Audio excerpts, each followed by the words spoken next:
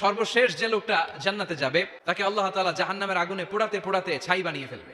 আল্লাহ বলবেন, জিব্রাইল যাও একটু দেখো একটা মাত্র সেজদা দিয়েছে আমাকে, এরকম কাউরে পাওয়া যায় কিনা। খুঁজে খুঁজে কাউরে পাবে না। আল্লাহ বললেন আবার দেখো, খুঁজে খুঁজে একজনকে পাবে, সামান্য ইমানের ছিটে ফোঁটা তার অন্তরে ছিল।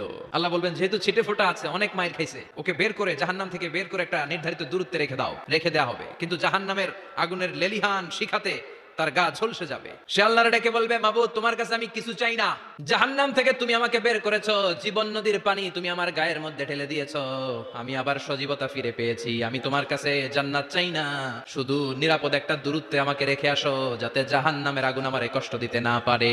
আল্লাহ জিব্রাইলকে বলবেন যাও এমন দূরত্বে রাখো যাতে জাহান্নামের আগুন ওরে কষ্ট না দেয়, রেখে আসা হবে। অনেকদিন সে ওখানে আনন্দে থাকবে, আল্লাহ শুকরিয়া করবে, সে মনে মনে বলবে বেঁচে গিয়েছি আমি। অনেকদিন থাকার পরে মনে মনে ভাববে বাইসা তো গেছি, কিন্তু নতুন করে একটু ট্রাই করে দেখি। আল্লাহ আগেই বলে রাখে আমি কিন্তু জান্নাতে যেতে চাই না। আল্লাহ বলবেন কি চাও? সে বলবে আল্লাহ তোমার জান্নাতটা তুমি কত সুন্দর করে বানিয়েছো, আমি একটা নজর শুধু দেখতে চাই, জান্নাতের দরজার সামনে নিয়ে যদি আমারে বসিয়ে রাখো দ্যাটস ইনাফ। আল্লাহ বললেন তুই না ওয়াদা করেছিস।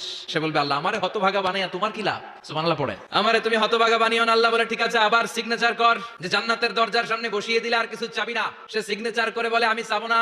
আল্লাহ বললেন জিব্রাইল বেচারারে ধরে জান্নাতের গেটের সামনে বসায় দে, এবার জান্নাতের গেটের সামনে বসে বসে জান্নাতের সৌন্দর্য দেখা শুরু করবে। সুবহানাল্লাহ। ওই হতভাগা লোকটা বলবে আল্লাহ এত সুন্দর জান্নাত তুমি বানালা, চোখ দিয়ে সৌন্দর্য দেখি, কান দিয়ে আওয়াজগুলো শুনি, হুর আর গেলমান হেঁটে বেড়ায়, এত সুন্দর জান্নাত চোখ দিয়ে দেখি ঢুকতে পারি না, আমারে কষ্ট দিয়ে তোমার কি লাভ?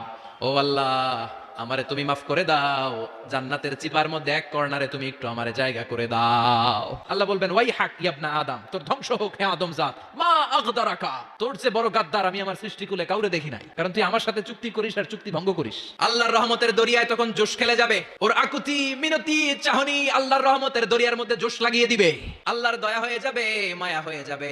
আল্লাহ বলবেন ঠিক আছে জান্নাতে যা। লোকটা এবার এক দৌড়ে জান্নাতের ভিতরে ঢুকে যাবে। লোকটার দৌড় দেখে আবার লোকটারে আল্লাহ ডেকে বলবে একটু দাঁড়া, জান্নাত তো দিছি, তো দৌড় দিলি কেন? সুবহানাল্লাহ কইবেন না?